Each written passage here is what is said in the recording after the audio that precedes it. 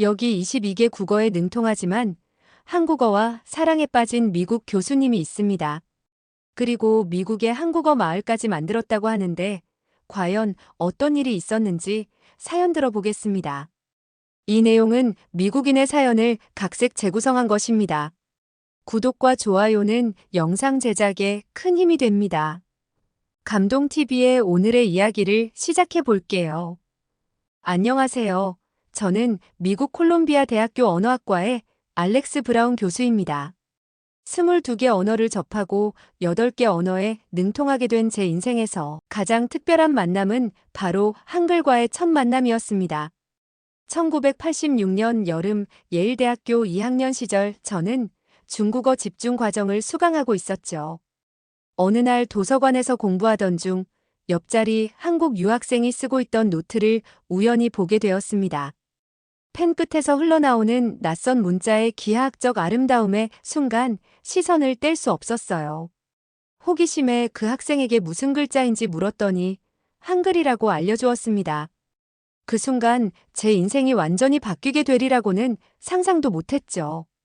그날 밤 도서관에서 찾은 한국어 입문서를 들여다보며 밤을 새웠어요. 자음과 모음의 조합으로 이루어진 체계적인 구조, 발음 기관을 본떠 만든 자음의 형태, 하늘과 땅과 사람을 상징하는 모음의 철학적 의미 모든 것이 경이로웠습니다. 다음 학기 저는 중국어 대신 한국어를 선택했어요. 학교에 공식 과정이 없어 한국인 교환학생과 언어 교환을 시작했습니다. 그는 제가 안녕하세요라고 말할 때마다 발음이 정말 좋다고 했지만 나중에 알고 보니 그저 외국인이 한국어를 배우는 것이 신기해서 던진 친절한 거짓말이었죠. 1987년 처음 한국을 방문했을 때의 떨림은 지금도 생생합니다. 인천공항에 내려 처음 본 한글로 가득한 간판들, 그 문자 하나하나가 저에게는 예술 작품처럼 느껴졌어요. 작은 분식집에서 메뉴판을 읽으려 애쓰던 저에게 주인 아주머니가 다가와 영어로 말씀하셨지만 저는 서툰 한국어로 대답했습니다. 그 순간 아주머니 얼굴에 번진 미소를 잊을 수 없습니다. 한글과의 만남은 저에게 단순한 언어 습득 이상의 의미를 가져다 주었죠. 그것은 새로운 세계로의 초대장이었고 제 인생의 방향을 완전히 바꿔놓은 운명적인 순간이었습니다. 한글을 처음 배우기 시작한 그때의 설렘은 지금도 잊을 수 없습니다. 예일대 도서관에서 찾아낸 오래된 한국어 교재는 제 인생의 방향을 바꿔놓은 보물이었죠. 표지가 닳고 페이지가 누렇게 변한 그 책을 손에 들었을 때 마치 오래된 지도를 발견한 탐험가처럼 느껴졌어요. 첫 번째 한국어 수업은 도서관 구석 스터디룸에서 진행되었습니다. 한국인 교환학생 민수와 일주일에 2번, 2시간씩 만나기로 했죠. 처음 만났을 때 민수는 저에게 영어로 인사했지만 저는 의도적으로 한국어로 대답했습니다. 제 발음이 웃긴지 민수의 입가에 미소가 번졌어요. 한글의 자음과 모음을 하나씩 배워갈 때마다 마치 퍼즐 조각을 맞추는 것 같았습니다. 기억이 발음 기관인 혀의 뒷부분이 목구멍을 막는 모양을 본떴다는 사실에 감탄했죠. 이런 과학적 원리가 1500년 전에 이미 존재했다는 것이 믿기지 않았어요. 제 첫 한국어 문장은 저는 한국어를 공부합니다였습니다.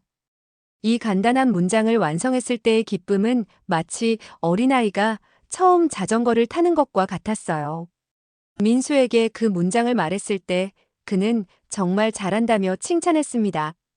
그 순간 저는 더 많은 한국어를 배우고 싶다는 강한 욕망을 느꼈죠.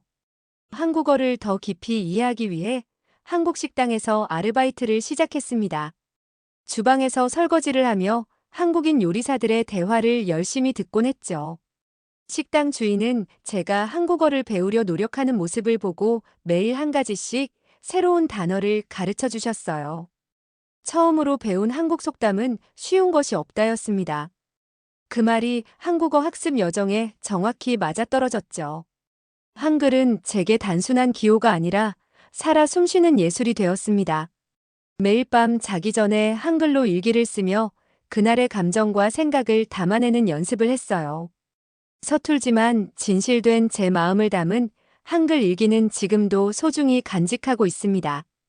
한글을 본격적으로 공부하면서 가장 놀라웠던 것은 그 과학적 원리와 철학적 깊이였습니다. 연구하면 할수록 세종대왕의 한글 창제 정신에 깊은 감동을 받았어요. 세종대왕이 한글을 만든 애민 정신을 알게 되었을 때 저는 깊은 감명을 받았습니다. 백성들이 쉽게 읽고 쓸 수 있는 문자를 만들어준다는 발상은 15세기에 세계 어느 나라에서도 찾아볼 수 없는 혁명적인 사상이었죠.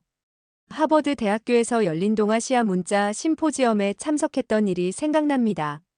일본 교수가 한글은 단순히 실용적인 문자일 뿐이라고 평가절하했을 때 저는 즉시 자리에서 일어났어요. 훈민정음 해례본의 내용을 인용하며 한글이 얼마나 과학적이고 철학적인 원리로 만들어졌는지 설명했습니다. 제 설명이 끝나자 회의장은 잠시 침묵에 휩싸였죠. 음양오행 철학이 한글에 녹아있다는 사실을 알게 된 날은 밤새 흥분해서 잠을 이루지 못했습니다. 자음이 말소리가 나는 발음기관의 모양을 본떴다는 것과 모음이 하늘, 땅, 사람을 상징한다는 사실은 언어학자로서 제게 무한한 연구 주제를 제공했어요. 박사 논문을 쓰면서 저는 한글의 자모 체계가 얼마나 정교하게 설계되었는지를 수학적으로 분석했습니다. 24개의 기본 자모로 11,172개의 소리를 표현할 수 있다는 사실은 그 어떤 문자 체계보다 효율적이었죠. 중국어는 400개, 일본어는 300개 정도의 소리만 표현 가능하다는 점과 비교하면 정말 놀라운 수치입니다. 제 연구실 벽에는 훈민정음 서문이 한글과 영어로 나란히 걸려 있어요. 매일 아침 그것을 보며 세종대왕의 창조 정신과 자주 정신을 되새깁니다. 한글은 단순한 문자가 아니라 인류 역사상 가장 과학적이고 철학적인 문자 체계라고 확신해요. 저는 한글에 담긴 실용 정신에도 깊은 감동을 받았습니다. 지혜로운 사람은 아침나절에 어리석은 사람도 열흘이면 배울 수 있다라는 문장은 한글의 본질을 완벽하게 담고 있죠. 박사과정에 들어서면서 저는 한글 연구에 본격적으로 뛰어들었습니다. 하버드 대학교 동아시아학과에서 한국어와 한글의 역사적 발전에 관한 논문을 쓰기로 결정했죠. 지도 교수는 처음에 회의적이었어요. 당시만 해도 서양학계에서 한글 연구는 변방의 주제였으니까요.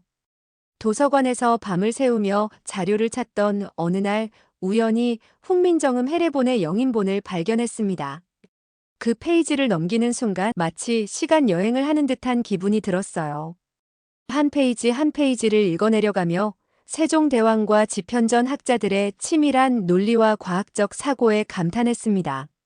제 연구 중 가장 흥미로웠던 부분은 한글의 디지털 적합성이었어요. 컴퓨터 공학 전공 친구와 함께 다양한 문자 체계의 디지털 입력 효율성을 비교 연구했습니다.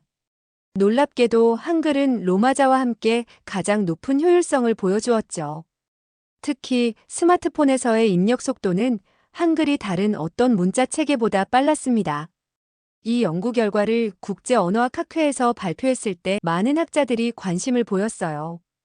특히 중국의 한 학자는 회의가 끝난 후 저에게 다가와 한글의 우수성에 대해 더 알고 싶다며 대화를 청했습니다. 그는 자국의 문자 체계에 자부심이 있었지만 한글의 효율성과 과학성에는 인정할 수밖에 없다고 말했죠. 한글 연구의 깊이는 생각할수록 끝이 없었습니다. 한 번은 세종대왕 기념관을 방문했을 때 원본 훈민정음을 보고 눈물이 났어요. 그 작은 책자 안에 담긴 혁명적 사상과 과학적 원리를 생각하니 가슴이 벅차올랐습니다. 제 연구는 점차 한글의 교육학적 가치로 확장되었어요. 다양한 문해력 문제를 가진 학생들에게 한글이 얼마나 효과적인 학습 도구가 될 수 있는지 연구했습니다. 특히 난독증이 있는 학생들이 한글을 통해 읽기 능력을 향상시킨 사례들을 발견했죠. 어느 날 밤 연구실에서 한글의 구조를 분석하던 중 문득 깨달음이 왔습니다. 한글은 단순한 기호 체계가 아니라 세상을 보는 독특한 방식, 인간과 자연과 우주를 통합적으로 이해하는 철학적 시스템이었어요. 이 깨달음은 제 연구와 인생의 큰 전환점이 되었습니다. 한글의 매력에 완전히 빠져든 저는 제 인생에서 가장 대담한 결정을 내렸습니다. 미국 버몬트주의 아름다운 숲속에 한글 하몬이라는 한국어 마을을 설립하기로 한 것이죠. 이 아이디어는 제가 어린 시절 여름마다 참가했던 러시아어, 독일어 마을에서 영감을 받았어요. 그곳에서의 경험이 제 언어 학습의 기반이 되었고 한국어를 위한 비슷한 환경을 만들고 싶었습니다. 처음 이 계획을 동료들에게 말했을 때 많은 사람들이 회의적이었습니다. 한 교수는 미국 중부의 한국어 마을이라니 과연 누가 올 것인지 의문이라고 했어요. 그러나 제 마음은 확고했습니다. 첫 해에는 단 15명의 학생으로 시작했습니다. 좁은 통나무집 2채가 전부였고 제 아내와 저는 매일 밤 불안에 떨었어요. 그러나 참가한 학생들의 열정은 놀라웠습니다. 4주 후 그들은 간단한 한국어 대화가 가능해졌고 한국 문화에 푹 빠져 있었죠. 가장 기억에 남는 순간은 첫 학기 마지막 날이었습니다. 백인 미국인 고등학생이었던 제이슨이 한글로 쓴 편지를 저에게 건넸어요. 그는 편지에서 한글을 통해 처음으로 자신의 생각을 자유롭게 표현할 수 있었다고 썼습니다. 영어로는 항상 말더듬이 때문에 괴로웠지만 한글로 쓸 때는 그런 장애물이 없다고 했죠. 해가 지날수록 마을은 성장했습니다. 현재는 매년 120명의 학생을 받고 있으며 지원자는 그 3배에 달해요. 놀랍게도 참가자의 60% 이상이 한국계가 아닌 다양한 인종적 배경을 가진 학생들입니다. 한글 하모니 마을에서는 모든 것이 한국어로 이루어집니다. 아침 체조부터 시작해 한국 요리 수업, K-팝 댄스, 태권도, 한국 역사 강의까지 다양하죠. 저희의 모토는 한글로 꿈꾸다입니다. 학생들이 단순히 한국어를 배우는 것이 아니라 한글로 생각하고 꿈꾸게 되는 것이 목표예요. 이 마을을 통해 저는 한글의 진정한 가치를 더욱 깊이 이해하게 되었습니다. 한글은 단순한 문자가 아니라 사람들을 연결하고 새로운 세계를 열어주는 열쇠임을 매일 실감하고 있죠. 한글을 가르치면서 저는 언어가 단순한 의사소통 도구가 아니라 그 민족의 문화와 정신을 담는 그릇임을 깨달았습니다. 한글을 통해 한국 문화의 다양한 측면을 발견하는 여정은 끝없는 모험과도 같았죠. 한국의 의성어와 의태어가 가진 풍부함은 저를 깜짝 놀라게 했어요. 꽈당, 쿵, 쾅 같은 소리를 나타내는 단어부터 슬금슬금, 아장아장처럼 움직임을 묘사하는 단어까지 한국어는 세상을 감각적으로 표현하는 놀라운 능력을 가졌습니다. 학생들에게 의성어와 의태어를 가르칠 때면 산토끼 노래를 활용하곤 했어요. 깡충깡충이라는 표현을 껑충껑충이나 통통으로 바꾸면 토끼의 모습이 얼마나 달라지는지 설명하며 한국어의 섬세한 표현력을 보여주었죠. 한국 문학을 읽으면서 한글의 또 다른 아름다움을 발견했습니다. 특히 시조의 간결하면서도 깊은 의미를 담아내는 방식에 매료되었어요. 윤동주의 시를 처음 읽었을 때 비록 모든 단어를 이해하지는 못했지만 그 시가 전하는 감정은 온전히 느낄 수 있었습니다. 이는 한글이 가진 특별한 힘이라고 생각해요. 1999년 여름 제주도를 여행하던 중 우연히 한 해녀를 만났습니다. 80대의 그 할머니는 거친 바다에서 평생을 보낸 분이었죠. 그분의 제주 방언이 섞인 이야기를 들으며 한국어의 다양성과 지역적 특색에 또 한 번 감탄했어요. 할머니가 들려주신 제주도의 전설과 바다 이야기는 마치 살아있는 역사를 듣는 것 같았습니다. 한국 요리를 배우면서도 한글의 중요성을 깨달았습니다. 레시피를 읽고 요리 과정을 이해하기 위해 한글 능력이 필수적이었죠. 김치를 담그는 법을 배울 때 발효의 과정과 그것을 표현하는 한국어 용어들이 얼마나 정교한지 새삼 놀랐어요. 알맞게, 쫄깃하게, 구수하게 같은 표현들은 번역이 거의 불가능한 한국 문화에 깊이 뿌리내린 단어들이었습니다. 한글은 저에게 단순한 문자가 아닌 한국인의 정서와 철학이 담긴 문화적 보물이 되었습니다. 그것은 마치 특별한 렌즈와 같아서 한글을 통해 세상을 보면 전혀 새로운 색채와 질감 그리고 깊이를 발견하게 됩니다. 이런 발견의 기쁨을 제 학생들과 나눌 수 있다는 것은 정말 큰 행복이에요. 새천년이 시작되면서 저는 한글의 놀라운 확산을 목격하게 되었습니다. 처음 한글을 접했던 80년대와 비교하면 정말 상상하기 어려운 변화였죠.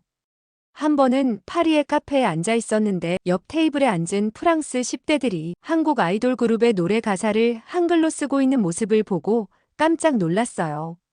그들은 K-팝 팬이었고 한글을 독학으로 배우고 있었습니다. 전 세계 유수 대학에서 한국어학과의 인기가 급상승하는 현상도 주목할 만했어요. 프랑스 파리 대학교의 한 동료 교수는 한국어 수업 신청을 위해 학생들이 새벽부터 줄을 서는 진풍경이 벌어진다고 전했습니다. 지원 경쟁률이 28대 1에 달한다니 믿기 어려웠죠. 한글이 언어학계에 가져온 패러다임의 변화도 중요합니다. 이제는 세계 언어학 학회에서 한글을 기반으로 한 연구가 늘어나고 있어요. 특히 문자 체계의 과학성과 효율성을 연구하는 분야에서 한글은 중요한 연구 대상이 되었습니다. 제가 30년 전 한글 연구를 시작했을 때만 해도 상상하기 어려운 변화입니다. 2015년 유네스코에서 열린 세계 문자 심포지엄에서는 한글의 우수성을 주제로 한 제 발표가 큰 호응을 얻었어요.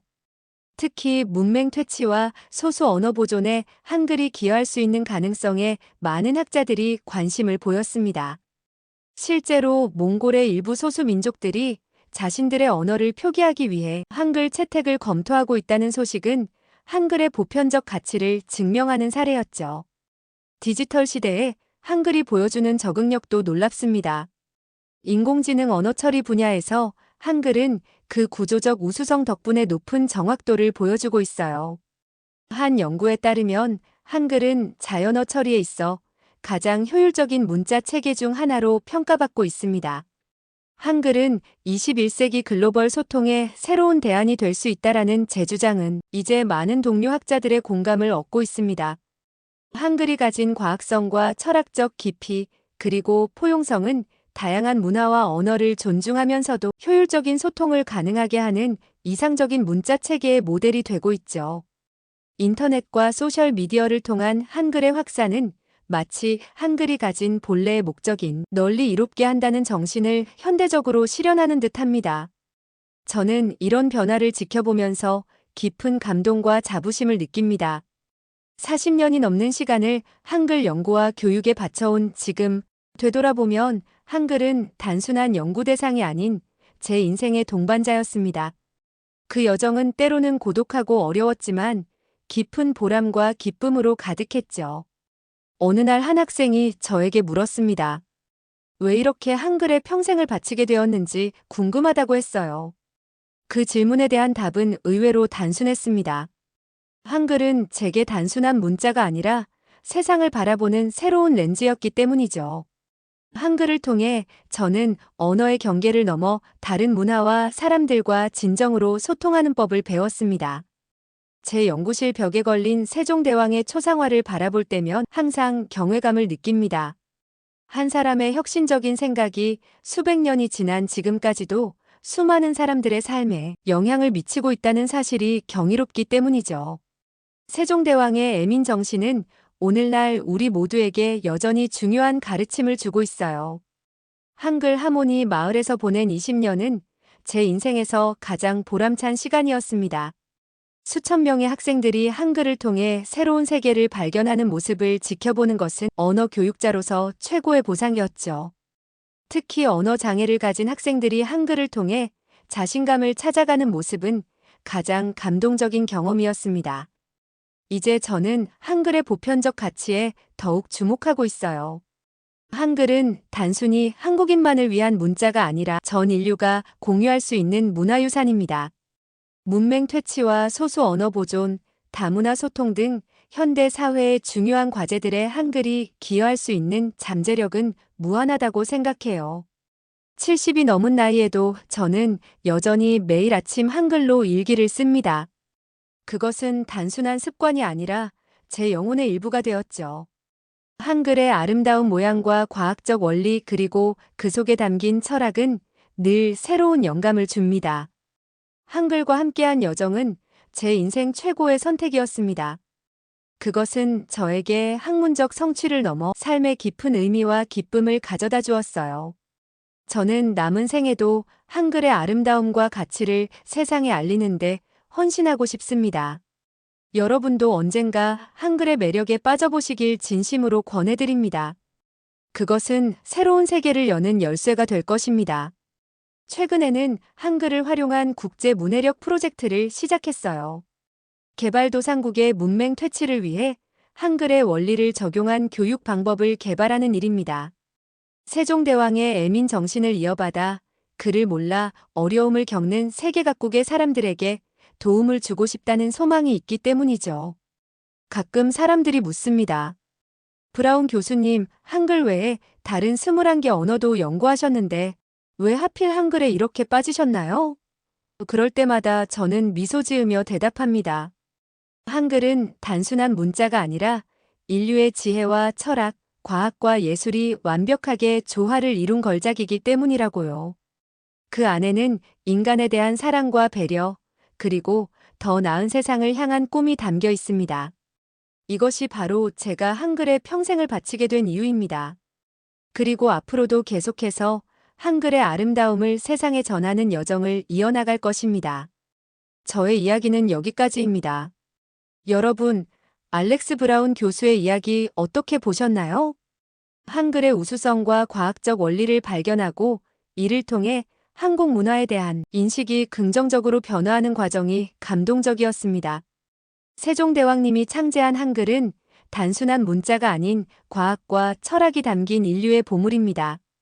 애민정신, 자주정신, 창조정신, 실용정신이 녹아든 한글은 이제 세계적으로 그 가치를 인정받고 있죠. 한국 사람들은 무엇이든 해내는 사람들이고 기회가 주어진다면 어떤 나라보다 더 많은 것을 해낼 수 있습니다. 이제 남에게 기대는 것이 아닌 우리 스스로 우리의 문화와 언어를 지켜내야 한다는 것을 깨닫게 해준 사연이었습니다. 감동TV는 감동적이고 재미있는 사연을 기다리고 있습니다. 다음에도 재미있는 사연으로 찾아뵙겠습니다. 시청해주셔서 감사합니다.